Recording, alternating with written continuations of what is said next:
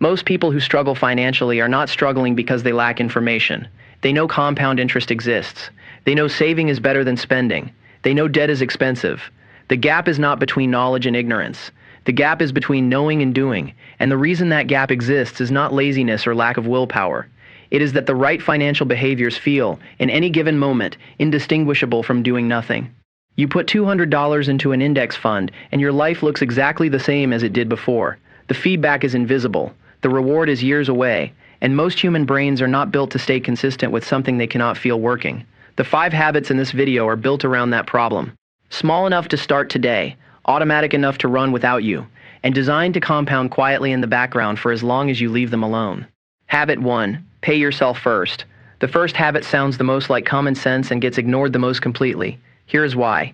The behaviors required to build wealth feel, in any given moment, indistinguishable from doing nothing. You transfer $200 to a brokerage account and your life looks exactly the same as it did before. The feedback loop between what you do and what you get is measured in years, not days, and most human brains are not built to stay motivated by feedback they cannot feel. Habit 1 is designed specifically around that problem. Pay yourself before you pay anything else. Not after rent, not after groceries, not after you see what is left at the end of the month, because what is left at the end of the month is almost always nothing. Every dollar that passes through a checking account without a specific destination will find one, and the destination will not be your retirement account. It will be the thing you needed slightly, or the thing the algorithm decided you wanted, or the ordinary friction of existing in a consumer economy. The mechanism for this habit is automation, not discipline, not intention, not a monthly reminder to transfer money to savings. Automation. You set up a recurring transfer from your checking account to a brokerage or savings account on the day your paycheck clears, before you have seen the money, before you have thought about what you need, before the money has established itself in your mind as available. The amount starts wherever you are. If you can do $50, do $50. If you can do $200, do $200. The specific number matters far less than the act of removing it from the spending pool before the spending pool has a chance to absorb it. The behavioral research behind this habit is not new. When employers introduced automatic enrollment in 401k plans, replacing opt-in with opt-out, participation rates jumped from roughly 49% to over 86% within 3 years at the companies studied. The money available to employees did not change. The job did not change. The only thing that changed was whether the default behavior required action or inaction. Inertia, which is the enemy of most financial improvement, becomes the mechanism of financial improvement the moment you set the default correctly. This is what paying yourself first actually does. It converts inertia from a liability into an asset. When employers switched 401k enrollment from opt-in to opt-out, participation rates jumped from 49% to over 86% within 3 years. Nothing changed except the default. Inertia, the enemy of most financial improvement, becomes the engine of it the moment you set the default correctly. The specific mechanics matter. The transfer should happen on payday, not at the end of the month. It should go to an account that is not your primary checking account, ideally one at a different bank or at a brokerage, because the small friction of transferring money back makes it slightly less likely you will raid the savings when you feel the temptation. The amount should be fixed and recurring, not variable and dependent on how good the month felt. Variable savings plans fail because the bad months, the ones where saving feels hardest, are exactly the months when the variable approach produces zero. The fixed recurring transfer works because it does not ask how the month felt, it just runs. Habit 2. Price everything in time, not dollars. The second habit is a reframe more than a behavior, but the reframe changes the behavior permanently once it takes hold. It costs nothing to implement. It requires no app, no account, no setup. It requires one change to the question you ask when you are about to spend money. Stop calculating the price of things in dollars and start calculating it in hours of your life. A $180 pair of shoes costs not $180, but however many hours of your after-tax time that $180 represents. If you take home $22 an hour, those shoes cost 8 hours of your life, not your money. Your time, which is the thing you traded for the money, and the thing you cannot get back. This sounds abstract until you apply it to a real purchase decision, at which point it becomes one of the most clarifying tools in personal finance. Most things that feel affordable in dollar terms feel different when priced in time. A $600 monthly car payment on a vehicle that depreciates every month costs not $600, but however many hours of your working life that $600 requires. A subscription you use twice a month costs not $15, but the fraction of a working hour you trade for it every 30 days. A restaurant dinner for 2 at $90 costs not $90, but the block of time you will spend at work next week to cover it. The habit is not to stop spending. It is to spend with the correct denominator. Most people price things in dollars because dollars feel abstract and hours feel real, which is backwards. The dollars come back. The hours do not. Your coworker is a man named Marcus. He has been earning about the same income as you for 6 years, and you have watched without commenting as his car payment grew and his apartment upgraded and his wardrobe expanded and his savings rate stayed essentially flat. He is not irresponsible. He just prices things in dollars. A $400 monthly upgrade to a nicer apartment is $400 to Marcus, which feels manageable. Priced in the hours of his life he will spend earning that $400 every month for the next 3 years. It is something different. Marcus has never made that calculation because nobody showed him the denominator. The habit is just changing the denominator. This habit requires one thing. Before buying something that is not a necessity, divide the after-tax price by your after-tax hourly rate and sit with the number for 30 seconds. Not to talk yourself out of it, to make sure you are choosing it rather than defaulting to it. Most things that pass that test are worth buying. Many that feel automatic in dollar terms look different in time terms, and the ones that look different are usually the ones you did not really want. Habit 3. Automate a $1 per day annual increase. The third habit is one that takes 15 minutes once and then runs without you forever. Most people set a savings rate and never revisit it. That single omission, never increasing the contribution rate as income grows, is one of the most expensive passive decisions a person can make across a working life. It is automating a $1 per day increase to your investment contributions, not $1 per day. $1 per day is an annual increment. Every January 1st, or whatever date you choose, you increase your automatic investment contribution by $600. That is roughly $50 more per month than you contributed the year before. If you are currently investing $200 a month, next year you invest $250 a month. The year after that, $300. The year after that, $350. The reason this habit compounds so dramatically has nothing to do with the size of the increase. It has to do with the fact that contribution increases are the part of long-term investing most people never do. They set a rate at 25 and leave it there until they are 50, which means decades of inflation silently eroding the real value of every deposit. $200 in 2005 is not the same as $200 in 2025.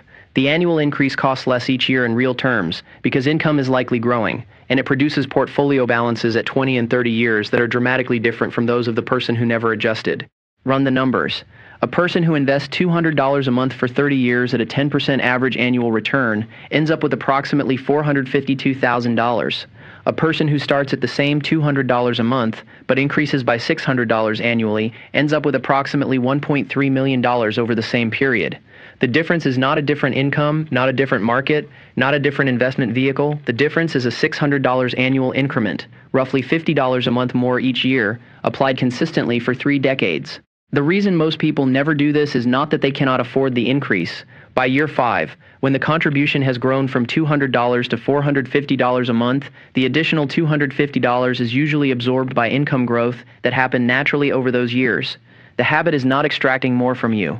It is capturing some of what the years gave you before your lifestyle can absorb it. Habit 4. The annual subscription audit. The fourth habit generates the most resistance when people hear it. Not because it is difficult, but because it requires confronting something most people would rather not look at. You are currently paying for things you have forgotten you are paying for. Almost everyone is. The only question is how much. Audit every recurring charge in your life once a year, not occasionally.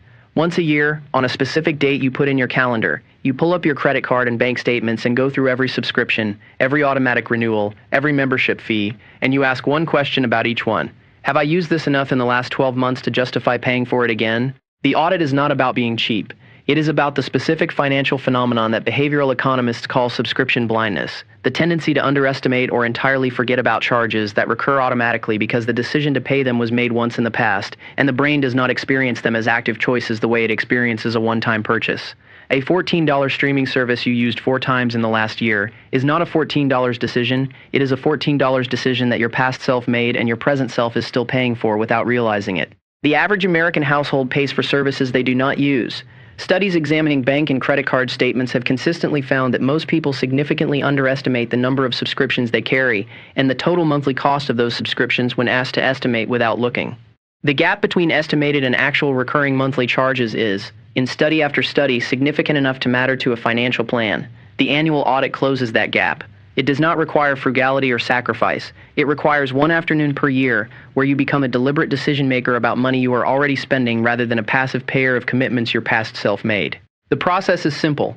Pull 12 months of statements, Go line by line. For each recurring charge, write down the last time you actively used the service. If you cannot remember, that is the answer.